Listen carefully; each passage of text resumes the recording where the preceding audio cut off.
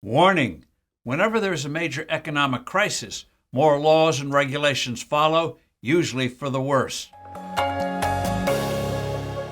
Hello, I'm Steve Forbes, and this is What's Ahead, where you get the insights you need to better navigate these turbulent times. Senator Elizabeth Warren and a horde of other politicians, pundits, policymakers, and economists are crying out for more regulations in the aftermath of two big bank failures and the resulting distress here and around the world. The panicky reaction for more stringency is misguided, however. The problem wasn't a lack of regulation, but rather the failure of bank officers and regulators not reacting to what, in hindsight, were ample signs of trouble. The Federal Reserve, in fact, raised concerns about Silicon Valley Bank back in 2019. The real problem is not a lack of rules. Banking is one of the most regulated industries around, but rather human error. Bad judgment can't be prevented by laws. Executives get caught up in euphorias just as stock market investors often do. The experience of the after-disaster regulation in this century should serve as a stern caution. That high-tech bust of the early 2000s, as well as accounting scandals at some large companies, led to the passage of the Sarbanes-Oxley Act that imposed stringent rules primarily on publicly held companies.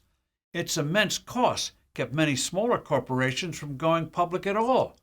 The aggravation of Sarbanes-Oxley and a flood of other regulations led many companies to forego doing an IPO until they had become large companies, depriving regular investors the opportunity of experiencing big gains that come when a successful company goes public in its early stages. The reaction to the bursting of that high-tech bubble is also a critical reason why the number of publicly listed companies has plummeted. What happened after the crisis of 2008-2009 was an even bigger disaster.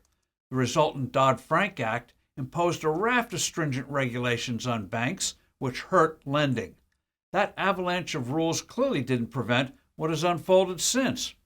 One enormous mistake before that crisis, and even more so afterwards, is risk-weighting capital rules for various classes of assets.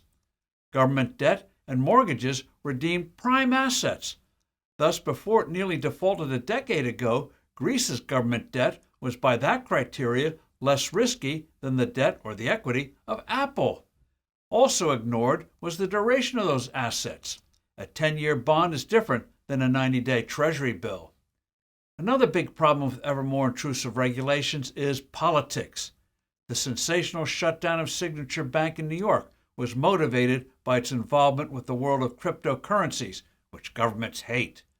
Regulators will use their growing power to pick who gets credit and who doesn't. The modern phenomenon is modern socialism, that is, controlled by regulation rather than nationalization. The sensible reaction to the crisis? Simple, sound rules on bank capital. But don't hold your breath for that. I'm Steve Forbes. Thanks for listening. Do send in your comments and suggestions. I look forward to being with you soon again.